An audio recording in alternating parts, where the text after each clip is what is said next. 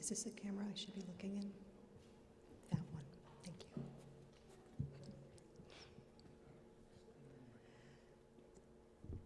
And this mic is really hot, isn't it? Do you want it this? Because, I mean, I'm hardly talking right now.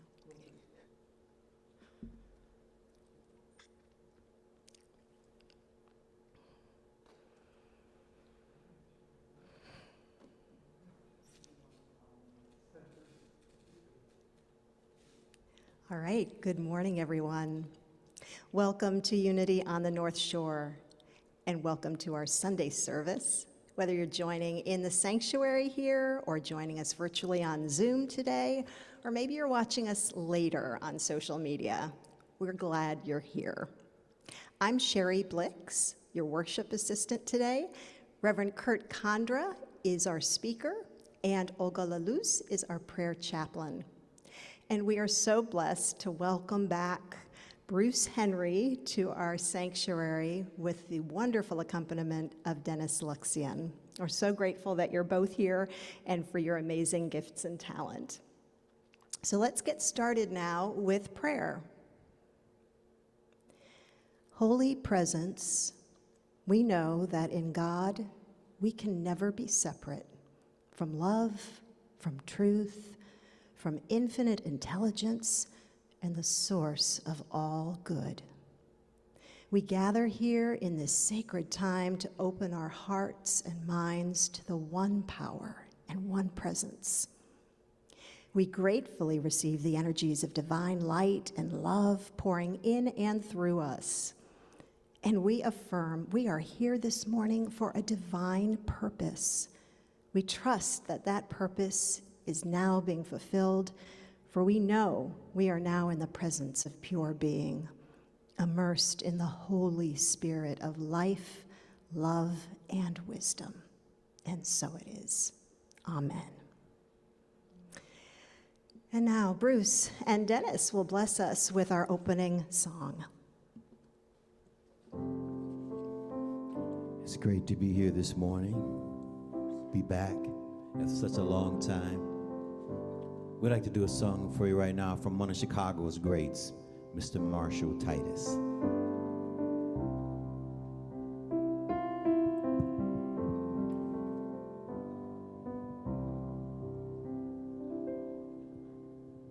Nobody knows about tomorrow.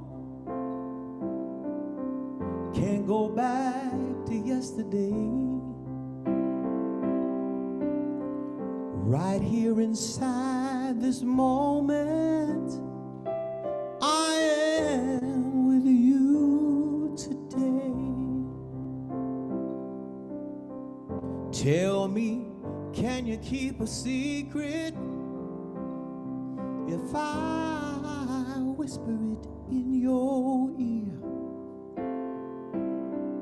Maybe I should paint a picture just so I can make it clear. Even if the world stopped turning, even if the sun refuse to shine. Nothing's gonna take away my heaven, 'cause heaven ain't out there, it's here inside.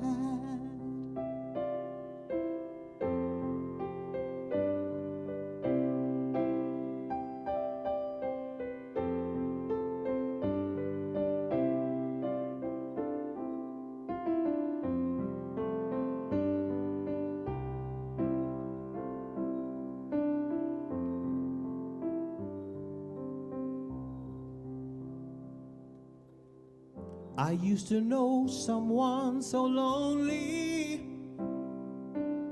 Sadness was their closest friend. They pined themselves away in silence, afraid of letting anybody in. They thought that no one could love them. No, how could they even love themselves?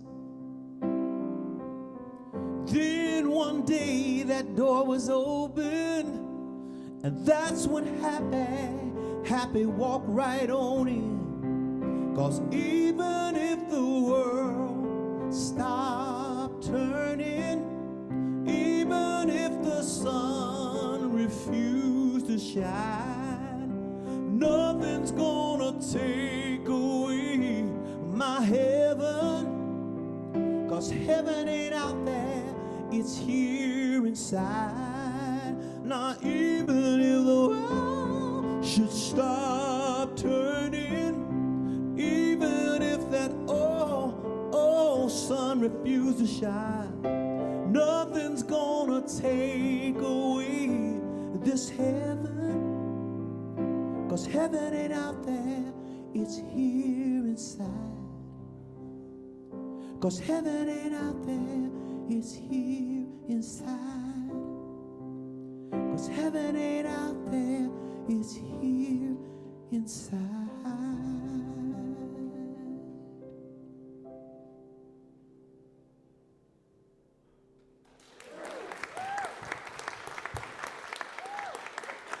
Thank you. Wow, Bruce, we missed you. Thank you for that amazing start to our Sunday service. Unity is a positive, practical approach for spiritual living based on the teachings of Jesus and the power of prayer. We believe there is truth and beauty in every spiritual tradition, and so we honor the many paths to the one God. Wherever you are on your journey of faith, please know that you are always welcome here. At Unity on the North Shore, our purpose is to create a safe space where people are empowered to take risks and to live their deepest truth. We do this by acting on principles of inclusivity, encouraging creative spiritual exploration, embracing innovative possibilities, collaborating to create community and personal growth, and living truth principles. If this is your first Sunday with us, we want to extend a loving welcome. Upon discovering Unity, many of us were surprised to learn that there was a spiritual community that thought and believed similarly to ourselves. It did feel like coming home, and we hope that your experience this morning is equally powerful and that you will return. If you are here in the sanctuary, please complete a guest card in our Welcome Center for those of you who are first-time visitors.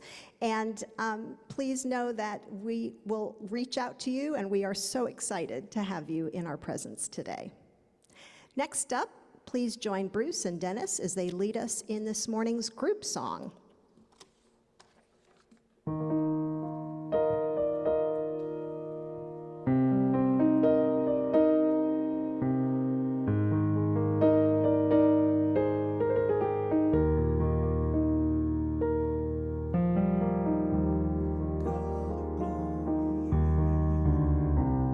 God of goodness, God of praise.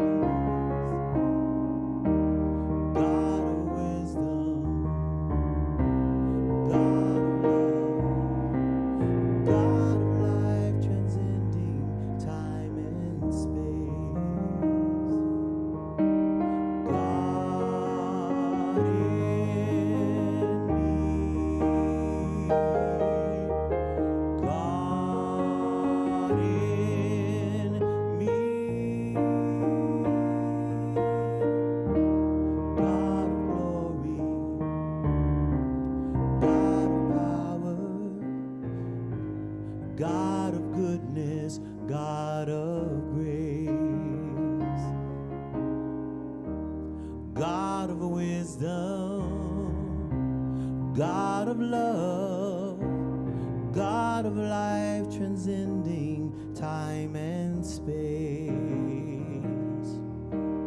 God in me,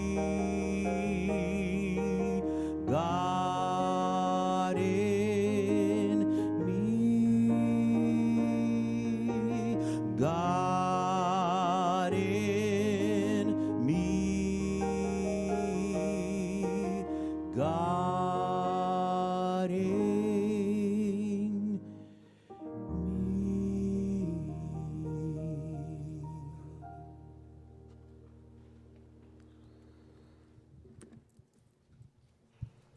How beautiful was that? Oh, thank you so much, Bruce and Dennis. Oh, I'm just full of the glory of God within.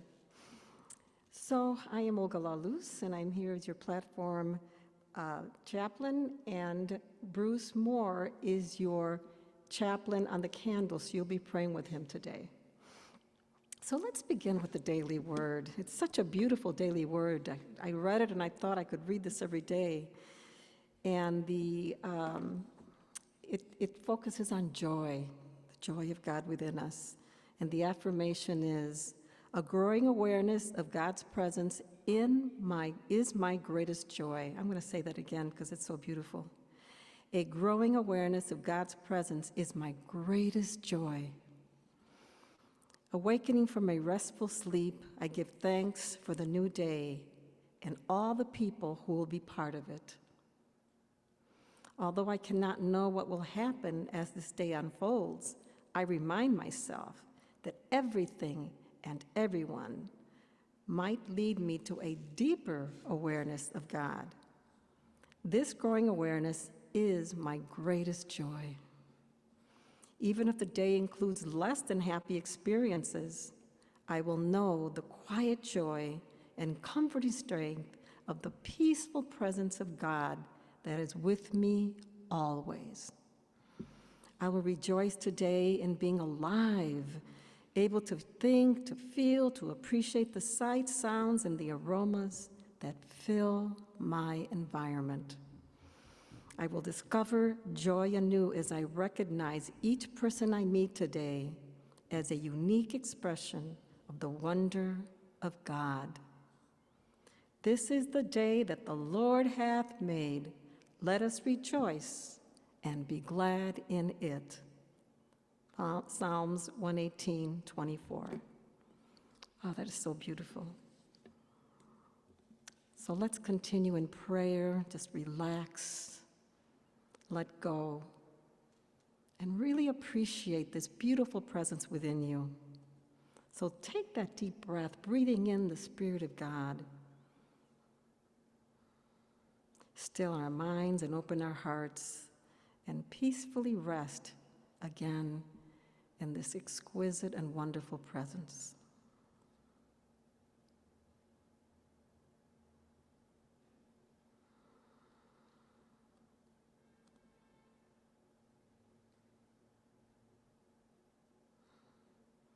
God is present in and around us and our loved ones right here and right now and always.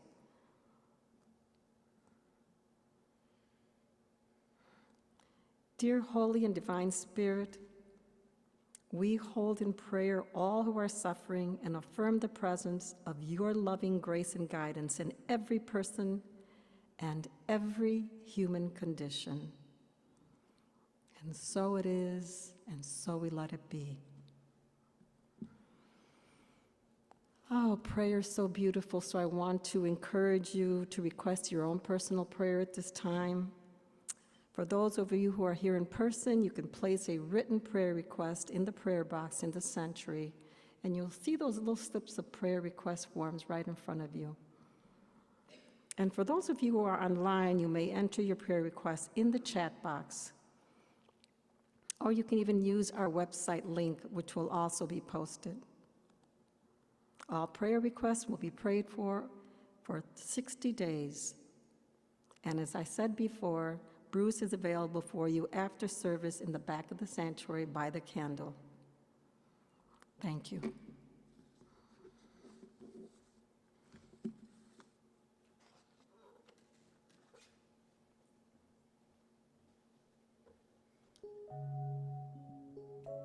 text today is from the Book of Wonder. Stevie Wonder, that is.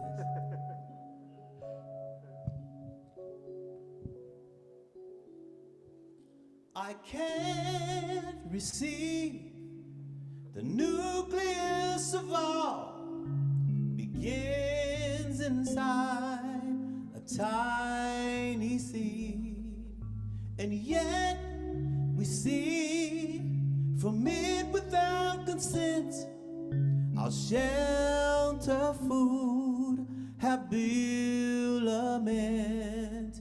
But who am I to doubt or question the inevitable being?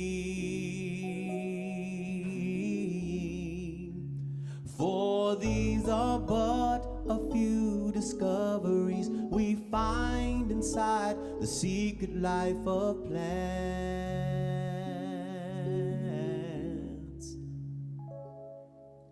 And some believe antennas are the leaves that span beyond our galaxy. They've been, they are, and probably will be who are the mediocrity. But who am I to doubt or question the inevitable being? For these are but a few discoveries we find inside the secret life of plants.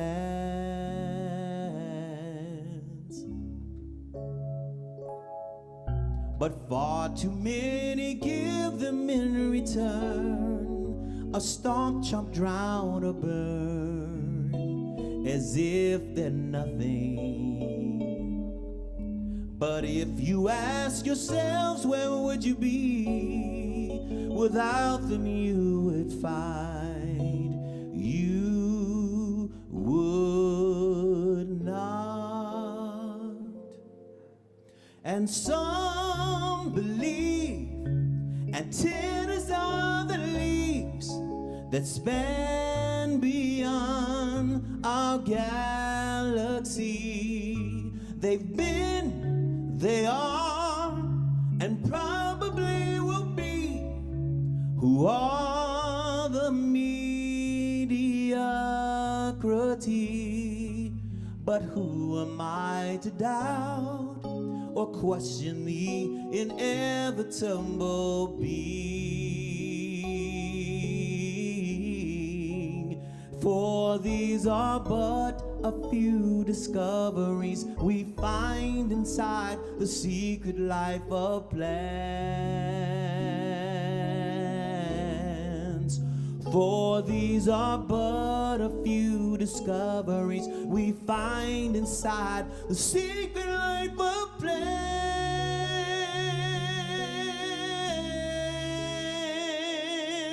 Whoa,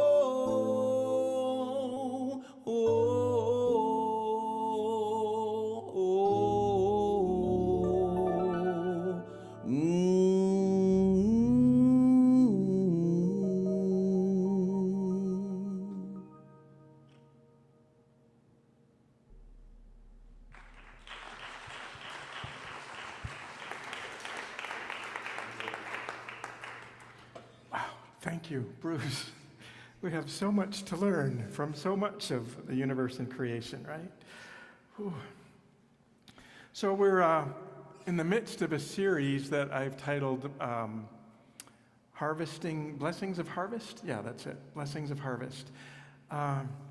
And just so, in Unity, what we believe is that our harvest, or the seeds that we sow, are actually the result of sort of the fruits of the thoughts and the beliefs that we might be holding, so that what we harvest is sort of a direct outcome of what we're picturing in mind and what we're holding in our hearts, right?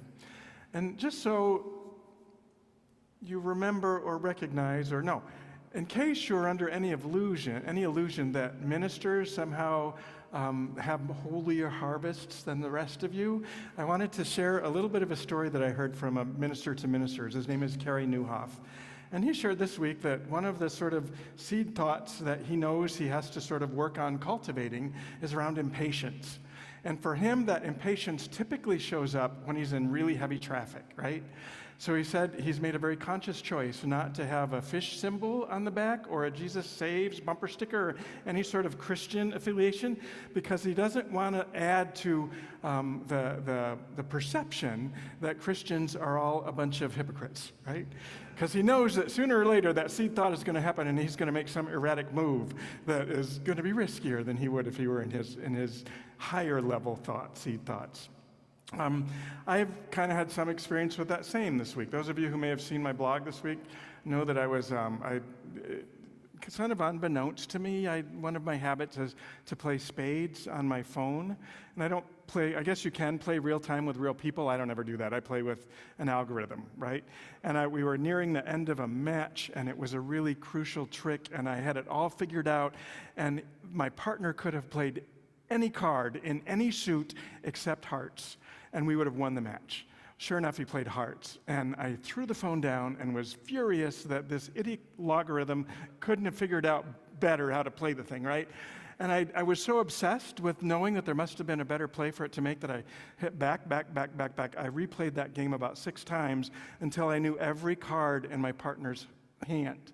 And at that point, I realized that, you know what, I would have played it the same way. So there's nothing for me to be mad at. There was no upset with the algorithm. That was all that was a harvest that was completely wasted energy, right? And eventually I could sort of look at that and laugh at myself and really look at how easily I had surrendered my own will to that sense of impatience, that sense of competitiveness that was really kind of toxic in that moment. So as I'm thinking about that, I'm realizing that in that was this judgment about what was happening on the other side of that phone, right? This judgment about what the algorithms were, and even some of the programmers that maybe did that algorithm, I went to that and realized that, okay, there's something about judgments that might be really helpful for us to explore in terms of the harvests that we reap. And so I went looking through the Bible, and of course, Jesus has many parables about harvest. Agrarian kind of farm life was big back in biblical times, and so it was an easy way for people to relate. And there was one of my favorites that I remembered. It's the parable of the weed and the wheat. Do you know this one? It's essentially, there's a wealthy landowner who goes out and buys the very best seed and sows that in his field, right? Except we're told that an enemy comes in the night and sows weeds among the wheat. And as the seeds begin to sprout and grow, the slaves of this landowner recognize that there's something really messy about what's happening in this field. So they go to the owner, wanting to be good servants. They go to the owner and say, would you like us to start pulling out the weeds and leave the wheat to mature? And the owner, kind of surprisingly, says, no, go ahead, let the wheat and let the weeds grow up together. And then when harvest time comes, we'll cut it all down, and we will very carefully separate the wheat from it's a dinar was the plant that's probably referred to, which looks a lot like wheat, even up to the point that you see the little grains of wheat on the stalk or the little blossoms on the dinar. They look very close, so it takes some expertise to be able to sort those out. Once sorted, we'll have the grains of wheat, which we'll put in the barn, and then we'll burn the weeds, the remainder of it.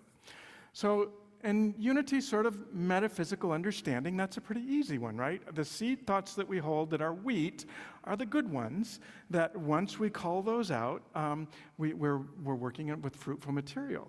The seeds that are the weeds are the ones that we want to destroy. They're the ones that we want to release, let go of, however it is that we describe that. Seems like a pretty clear metaphysical understanding. And in unity, we love that. We love the parables because it's usually pretty easy to figure out how they relate to our experience. There's some way or other that those symbols are relevant to something in our own lives. But oddly enough, in this parable, Jesus follows it up because the disciples meet him afterward. He says makes a couple other corollaries to the kingdom of heaven. And then the disciples want to know more about this thing about the weeds and the wheat. So they very pointedly ask him, what did it mean? So we hear from Jesus, at least as Matthew has recorded it, what that means. Jesus is the sower of the good seed, he says. The land is the earth. The land is the earth that brings the seeds forward. The enemy is the devil. The wheat that comes up are those who are righteous and following Jesus' teachings. And those who are, the weed are those who are progeny of the devil. I think progeny is the word that's used. So right here we have Jesus basically telling us that he's separating out the good from the bad, and at the end times, the sort of final disposition will come. It's sort of a judgment day. It's a very fundamentalist kind of understanding of what that parable means. And I thought it'd be fun to explore that a little bit today, because in unity, our understanding is so different from that. We don't believe in this final judgment day where you either go to hell or you go to heaven. We believe it's all here right now, as Bruce was just singing about. It's all a part of our experience and our understanding and our growth and our development here and now. So as I dug into it a little bit more, I did a little bit of research. There's a wonderful, biblical study guide. This is the 5 Gospels. What did Jesus really say? And essentially, it was compiled by a group of really studied theologians who would go back to the original Greek, and then they would take, the old-fashioned Bibles where there was all the red letters, and supposedly the red letters is what Jesus said. So this commission sort of went through, these scholars went through and looked at all that red letter stuff and assessed, did Jesus really say that? Or did some writer who had another kind of agenda talking to his audience say that? And so they went through all the red letter stuff, and then they're shaded differently. The bright red letters are those which the commission sort of understood and agreed that, yes, that's probably something that very likely Jesus said. And then they have a little lighter shade of red, a kind of a pink. And they say, yes, that sounds like Jesus. He probably said something like that, but we're not really certain that it was actually spoken by Jesus. So those are going to be in pink. Then the next level down is gray, and they're like, well, it sounds a little bit like a theme that Jesus would have spoken about, but it doesn't really feel like the language that he would have used. So it feels like that might have been something that was kind of adapted so that the writers of that particular gospel could make their point. And then in bold black are the ones that they say, you know what, there's nothing in this that is like anything else that Jesus has taught. The language used isn't like his. We don't think he really said that. So I thought, okay, I want to go back and look at this passage where Jesus tells us that he's the sower and that there are good people and bad people and it's all going to be sorted out Judgment Day. And it turns out, guess what? That passage is all in the bold black letters. So it's not something that's consistent with the teaching that Jesus had. So that gives me license to go in and sort of explore it from a broader perspective, something that would be more relevant to how unity would understand it, or how we can apply it more directly to our beliefs and our core understandings. One of my favorite writers is named Barbara Brown Taylor. She's a former Episcopal priest and has this beautiful kind of inclusive way of looking at gospel understandings. And she did a wonderful essay about this passage that I'm going to be referencing quite a lot here. What she says is, generally speaking, if we pull it back and really look at that, we take that passage and think about, okay, what does that mean in my life? What are the questions that arise for me?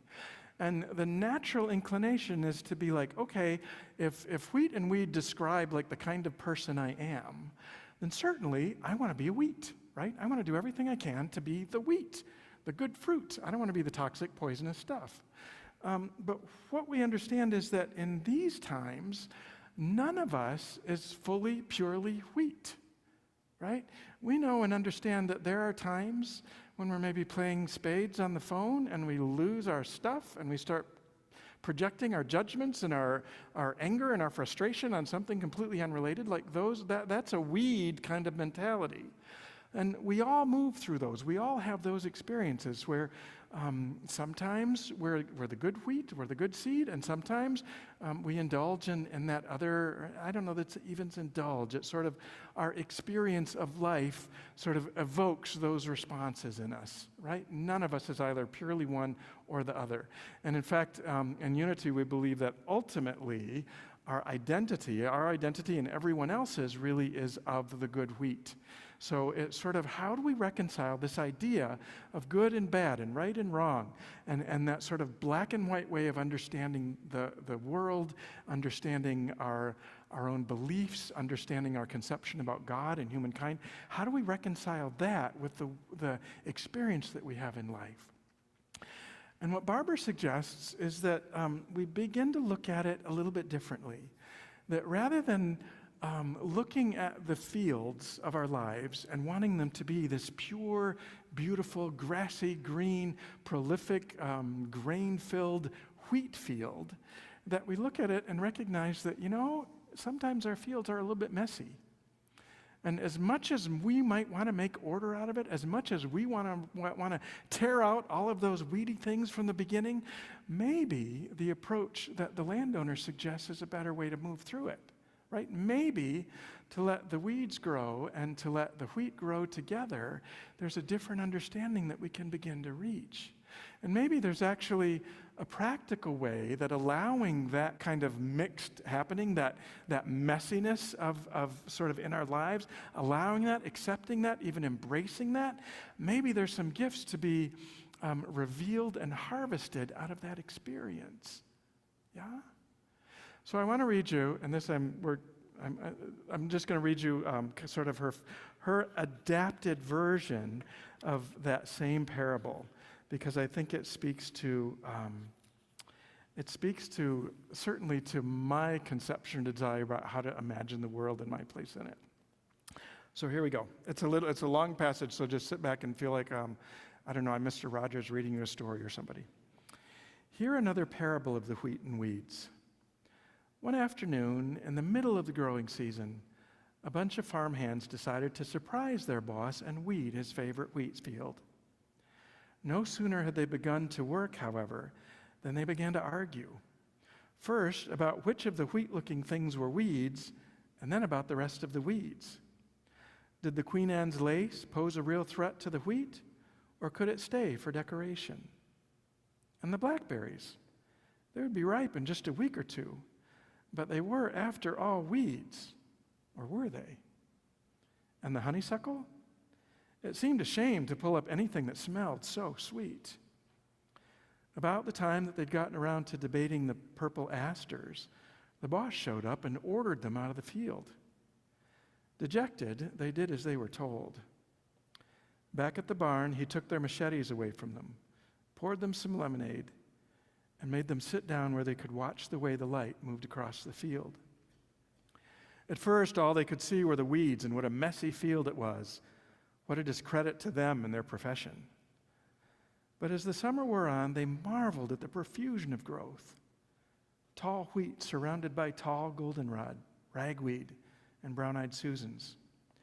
The tares and the poison ivy flourished alongside the Cherokee roses and the milkweed. And it was a mess, but a glorious mess. And when it had all bloomed and ripened and gone to seed, the reapers came.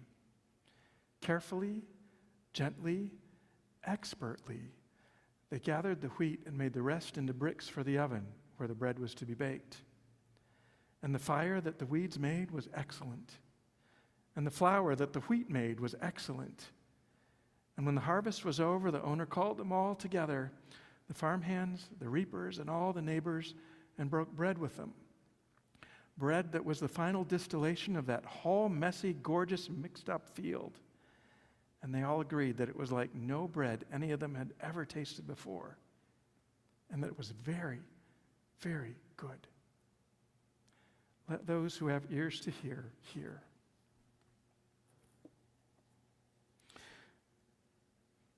So as we move through the fields of our own lives, both our personally and in the spiritual community, may we come to appreciate the incredible diversity among us. Maybe we allow that there is love, that there is a divine order being expressed in the collective of it, and we may know, too, the blessing of a beautiful harvest. Let's prepare now for a time of meditation.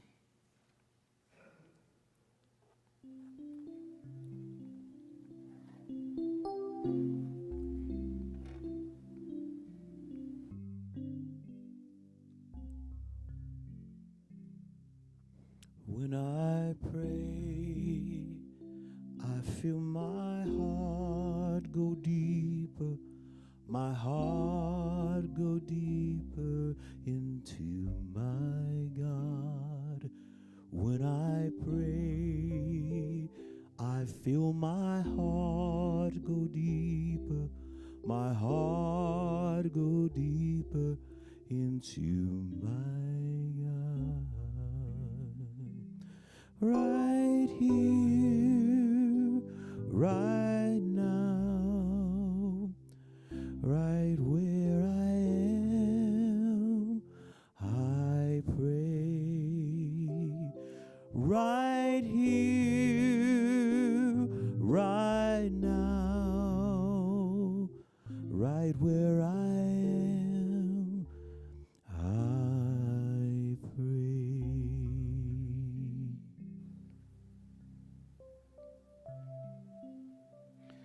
So as we move now into this time of quiet meditation and reflection, I invite you to first just become really fully aware of what's happening within your physical body. If there is any tension anywhere, breathe into that and just release it. Relax as deeply as you possibly can.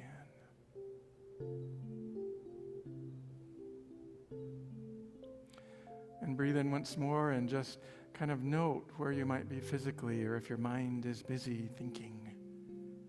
And breathe in and simply allow that to quiet. There's no work to do, there's simply allowing. Let the thoughts cross and pass like clouds above you. And breathe in once more, and as you exhale, just become fully present to this beautiful moment. This moment that gives us the opportunity to reflect and to be and to allow.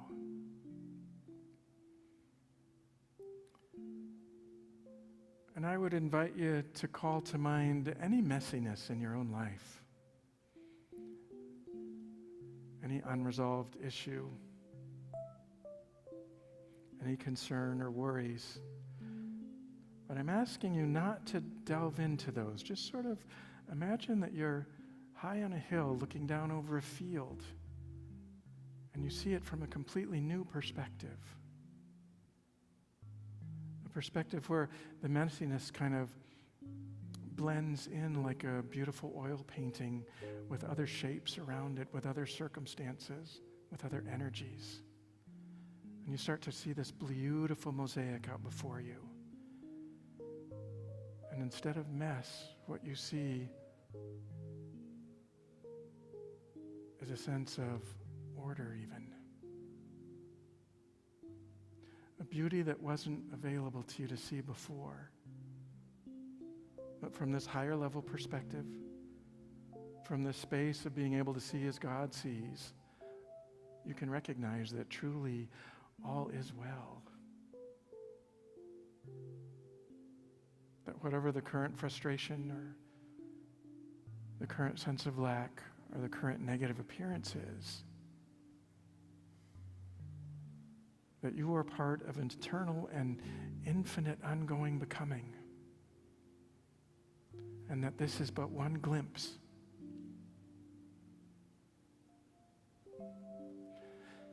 So I invite you to once more to breathe in and breathe out. And from this perspective, look at the messiness of your life now being transformed into something beautiful and meaningful and purposeful. Let this unfold now in the quiet.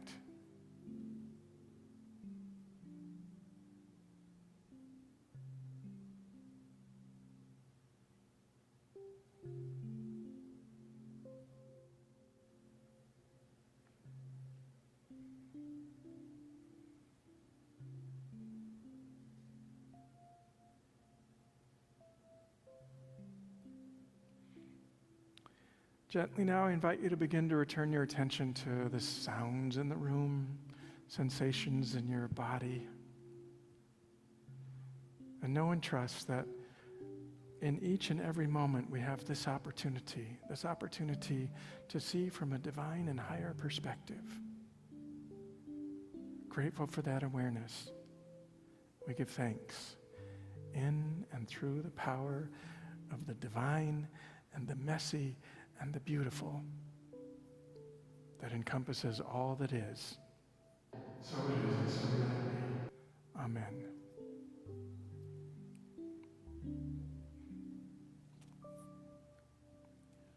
Hallelujah,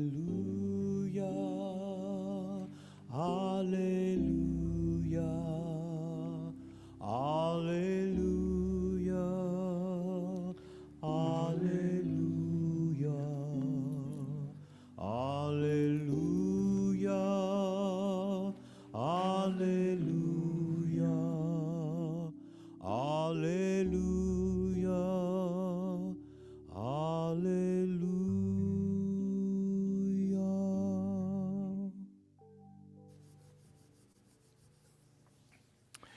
So this is a very special Sunday, and you probably guessed by all of the chaplain stoles lined up on the rails here. But we're going to be dedicating our new chaplain team this morning. So I have a whole little ceremony. I'm just going to start. In the book of Isaiah, the prophet is asked by God, "Whom shall I send and who will go for us?" Isaiah responds, "Here am I, send me." Today, we gather to celebrate and dedicate our 2021 and 2022 prayer chaplain team, for they have said, "Here am I, send me." They've answered the call to not only maintain a robust personal prayer practice, they are also dedicated to prayerfully holding all of us in light and love. Now, to comply with health and safety guidelines this morning, we're doing things a little bit differently. But at this time, I'd like to invite all chaplains who served this year, so the 2021 chaplains, please come forward too if you're here, and the chaplains serving next year, if you just come on forward. What I'd like to have happen is that you kind of space yourself out. You can go up on the platform and maybe spill down the steps here as best you can to maintain social and physical distancing. And let's see, the outgoing chaplains, trying to see, are any of them here? Oh, our outgoing chaplains, Kristen. Kim's here. So Kim, you're standing in for, we have 5 chaplains who are completing their terms this year, and we're definitely wanting to honor their service, so we're gonna do that first. It's Kim Geiger-Evans, Lisa McDonald, Joyce Davidson, Vivian Morrison, and Kristen Kinnefick-Velazquez. All 5 of these beautiful women have completed their year of service. Kim, why don't you come front and center stage here? Because we're going to love on you for a minute. And you got to take love for all 5 of you, so we're going to do it all.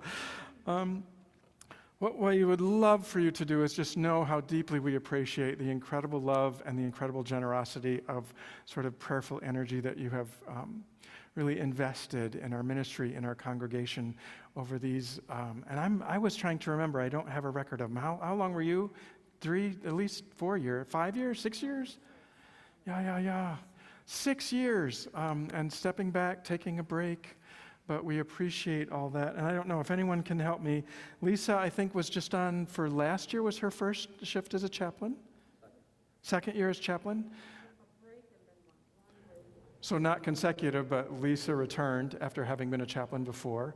That happens a lot, so we never really dismiss them. They're always sort of chaplainess emeritus.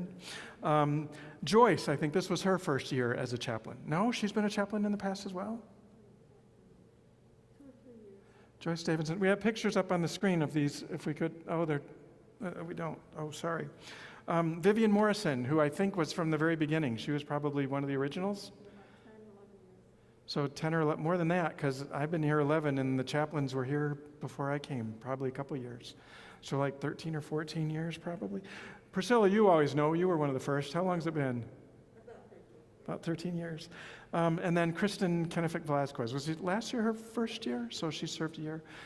Both of all 5 of them have just been an immense blessing to all of us in a year that was particularly trying. As you well know, we had to recreate a lot of processes, and our chaplains really were a huge part of being able to maintain the level of consciousness that we have. So if you would, let's please give Kim and the other 4 retiring, or not retiring, what do we call them? Emeritus, all 5 of our emeritus chaplains. Let's give them applause, please. Thank you, Kim. Bless you, and you can go ahead and be seated again. Thanks for coming up. So now we'll dedicate our 2021 and 2022 prayer chaplain team. We are blessed to be welcoming 11 members this year. They're heeding the call to become prayer chaplains. It means that they have completed dozens of hours of training, and their commitment also includes a daily spiritual practice based on love and faith and prayer and gratitude, and this is actually more to you. They know what they've done, and actively applying unity principles and beliefs. They hold a space of spiritual possibility for others, for our ministry, and of course for themselves.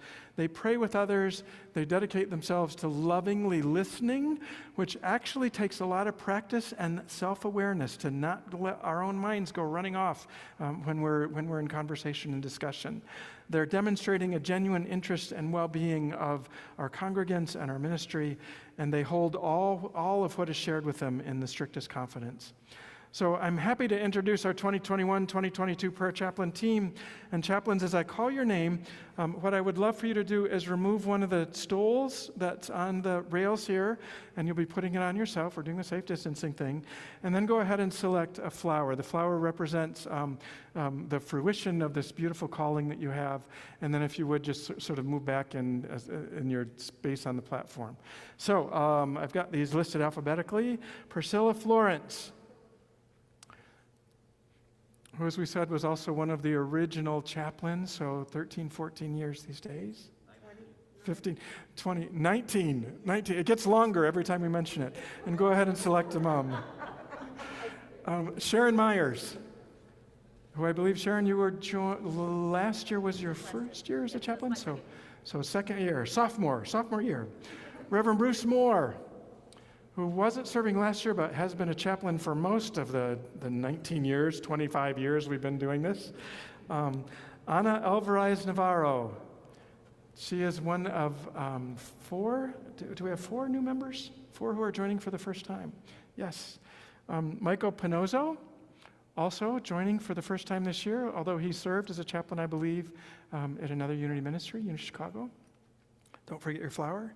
Kent Stanton is not with us today, but we bless him and appreciate his service as well. Martin Taylor, also been with us, I think, from when he first joined Unity. He was a very early adopter, one of those guys who just jumped right in. Diane Testa. And Diane, I'm trying to think, this will be your second or third year? Third year. And Sharon Wood, also joining us from another chaplain program for the first year here at Unity on the North Shore. Brand new members. Sharon and Anna and Michael are all new members. And don't forget your flower. And so this part's not alphabetical, but now, Tom and Olga, would you please come right down front and center? I just want us to acknowledge as a ministry the incredible job that you do as leaders of our prayer chaplain team, especially this year. I particularly want to honor the incredible work that went into nurturing and supporting the chaplains this year. You learned a whole way to do everything.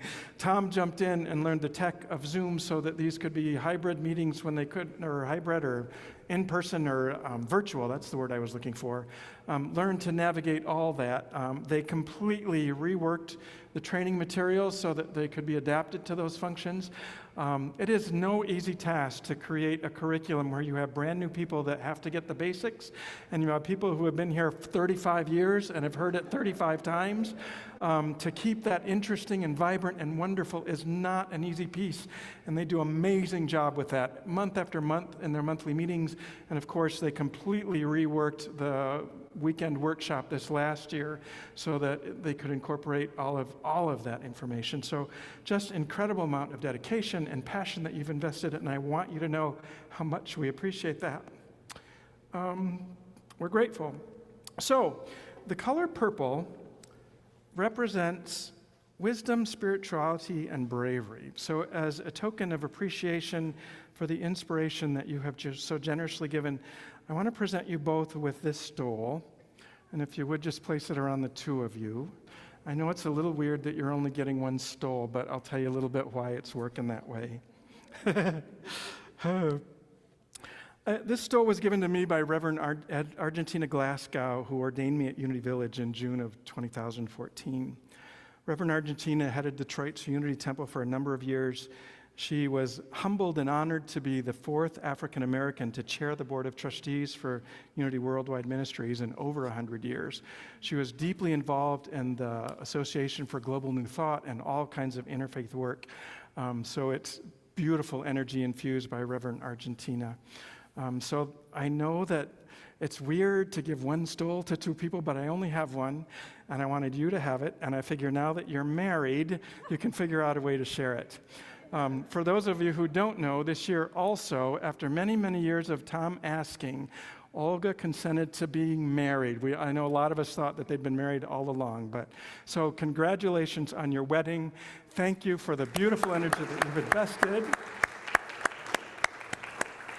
Oh, we love you. Okay, so you can take your place with your chaplain team now.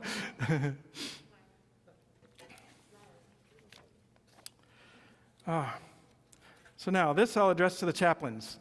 You have agreed to put this commitment into prayer chaplaincy into action by a number of 5. Where am I? Action by 1, providing prayer support at Unity Services. We see that every single Sunday. Making phone contact with those members who are assigned to you on a monthly basis. If you're not a member, that's one of the really big perks, guys. You get a monthly call and they pray with you sort of one-on-one on the phone. It's beautiful. And if you don't pick up the phone, they leave a message that you can listen to all through the month. It's a wonderful perk. Prayer chaplains also maintain communications with the trainers and staff. They attend to all meetings and the annual training sessions by being punctual and actively participating in all of the discussions. In the awareness of the activity of the Holy Spirit, which has led you to this moment of commitment, I invite you into your heart space. Breathe in. And if your heart truly says yes, I want you to respond with the words, I am, to each of the following questions. Are you willing to accept this commitment and dedication? I am. Are you willing to remember to open a space for God no matter what? I am. Are you willing to do your best to stay prayed up? I am. Are you willing to support other members of the prayer chaplain team? I am. Are you willing to practice self-care? I am. So usually at this point in our ceremony, the chaplains would break out in a beautiful choral rendition of their theme song, Here I Am, Lord. But again, health precautions we want to be mindful of, and so I'm hoping that Reverend Bruce Moore will sing the chorus for us.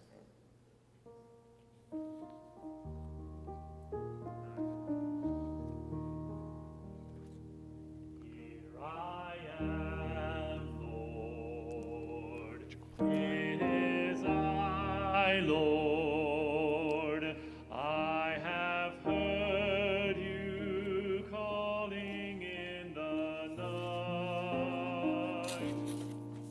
I will go, Lord, where you lead me. I will hold your people in my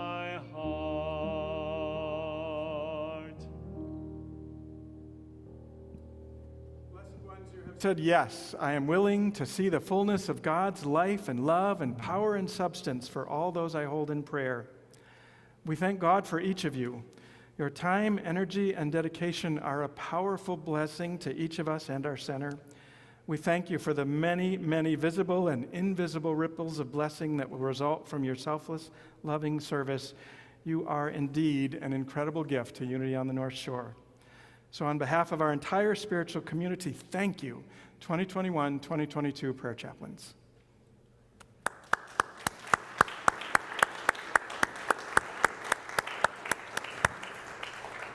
Yes, yeah. All right. So this is the time in our service when we share our tithes and our offerings. You know, in Unity, we're very fond of the law of attraction, and I was reading this week about a sort of another take on that.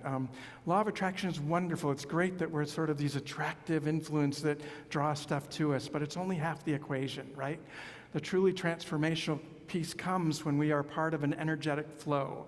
So there is attracting to us, and there is giving. There's giving, or there's receiving, and there's also giving. It's a cycle and it's a flow. So I'd like you to be mindful of that as you prepare your tithes and your offerings. And please know that in these times of hybrid services, there are a number of ways for you to give virtually. You can give online at www.unityns.org. There's a number you can text. You set up an account there, and then it's just a couple of clicks, and you can that can be a recurring gift, 815-827-6052. And of course, you can mail gifts here to the church at 3434 Central Street in Evanston, Illinois, 60201. So with that, I invite you to sort of move into that. Feel the flow. Feel the beautiful, there was a beautiful pouring of energy that I felt off that chaplain team and also from the applause here. So we're already creating that wonderful vortex of abundance. So sit in that, affirm that, feel that as we speak our offertory blessing together. Divine love, as me, blesses and multiplies all that I am, all that I have, all that I give, and all that I receive.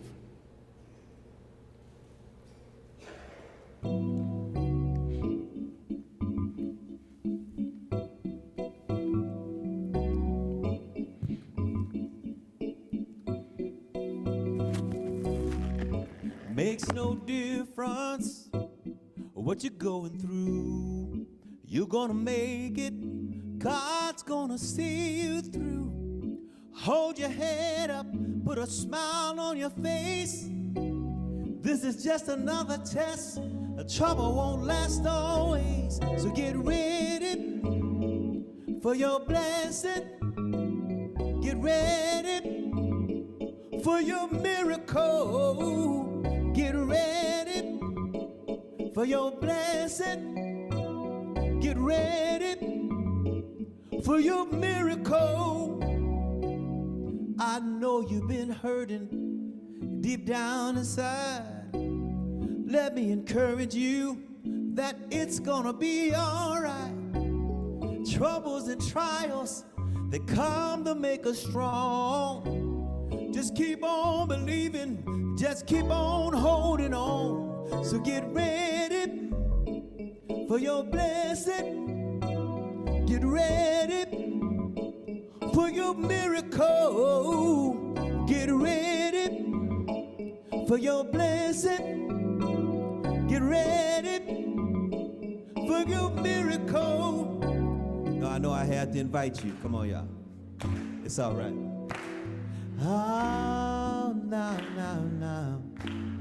Oh, yeah. God's got a blessing. Oh, God's got a blessing. Yeah, God's got a blessing. Oh, God's got a blessing. Come on. I say God's got a blessing, God's got a blessing, God's got a blessing, God's got a blessing, God's got a blessing with your name on it. You know God's got a blessing, God's got a blessing, God's got a blessing with your name on it, with your name on it, with my name on it, with your name on it, with my name on it. Oh, with your name on it, with my name on it, with our name on it. Ooh, God's got a blessing. God's got a blessing. I know that God's got a blessing. Yeah, God's got a blessing.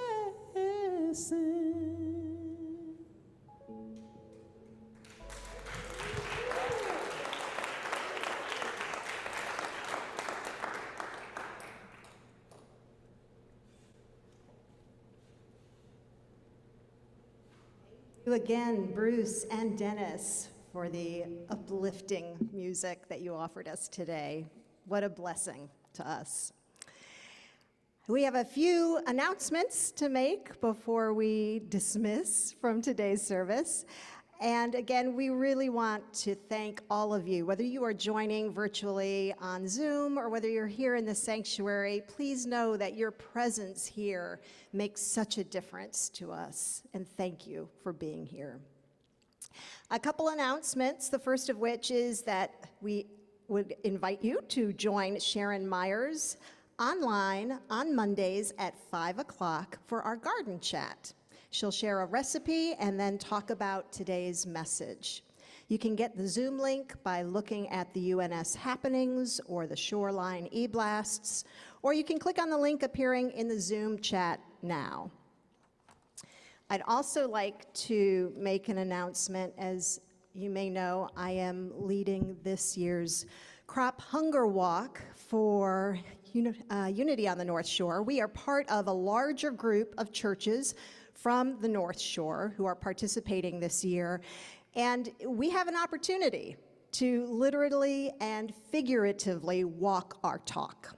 So join us in raising funds for our virtual crop walk. So we are not physically going to come together and walk next Sunday, but I encourage you all to take time next Sunday and in spirit, whether you would like to walk or at least donate to those of us who will be walking for this very important fundraiser that we're doing.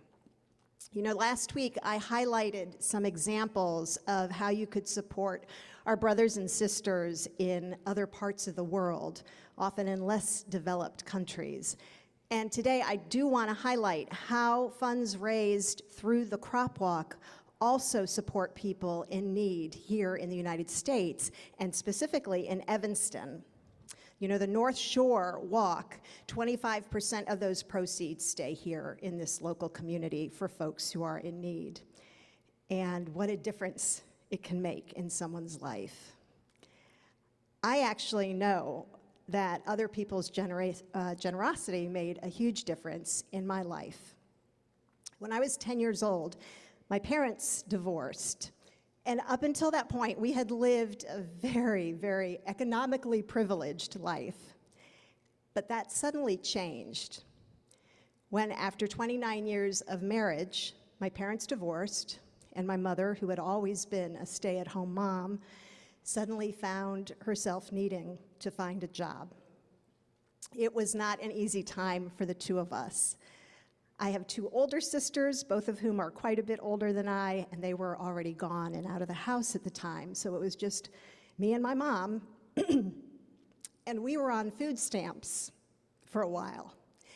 And I'll never forget the shame I felt when it got time to pay for our groceries at the cashier, and how I prayed that nobody from school would happen to be shopping in the Publix at the time that we were there, paying for our groceries with food stamps. And we also relied on the kindness and generosity of others through a local food bank.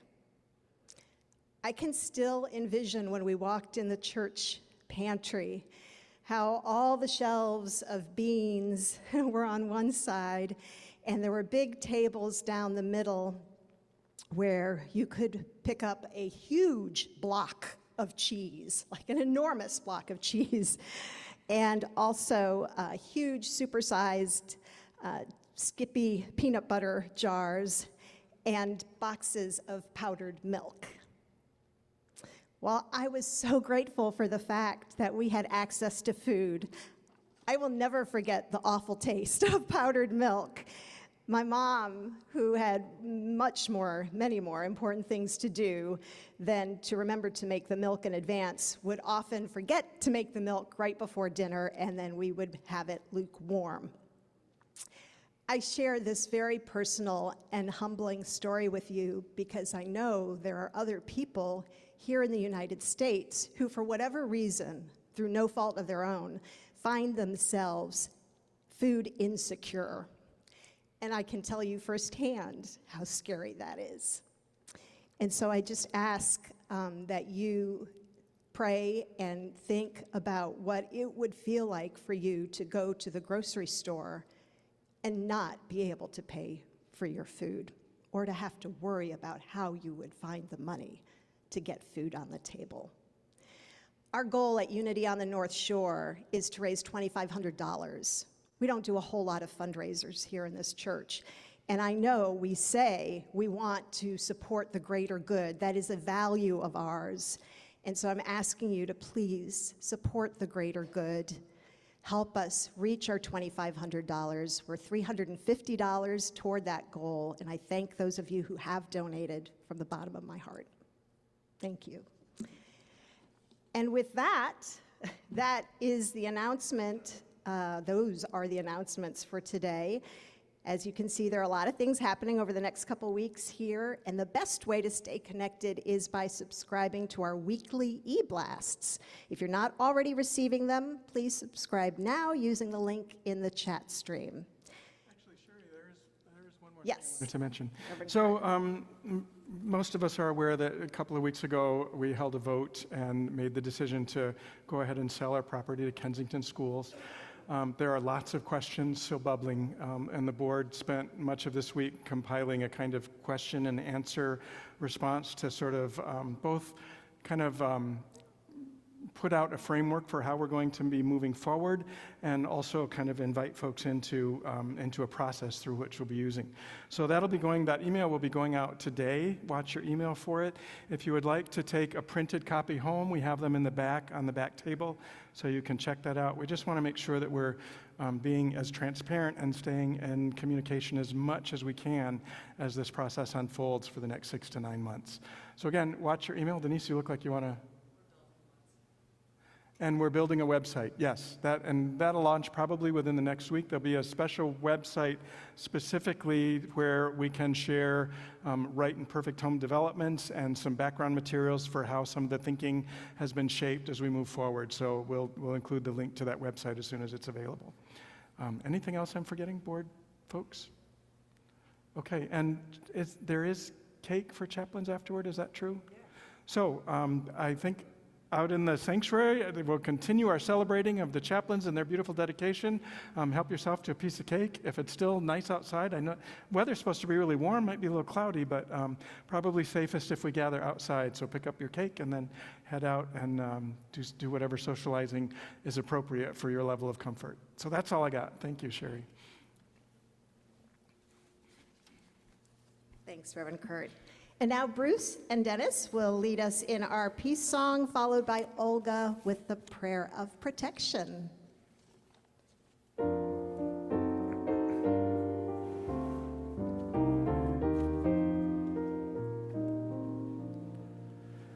Let there be peace on earth, and let it begin with me. Let there be peace on earth, the peace that was meant to be, with God as our creator, family all are we.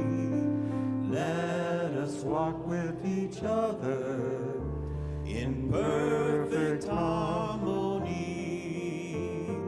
Let peace begin with me. Let this be the moment now. With every step I take, let this be my joyous vow. To take each moment and live each moment in peace eternally. Let there be peace on earth, and let it begin with me.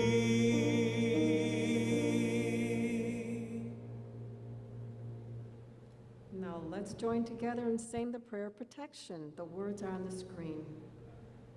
The light of God surround us. I am light. The love of God enfolds us. I am love. The power of God protects us. I am power. The presence of God watches over us. I am presence. Wherever we are, God is. I am divine.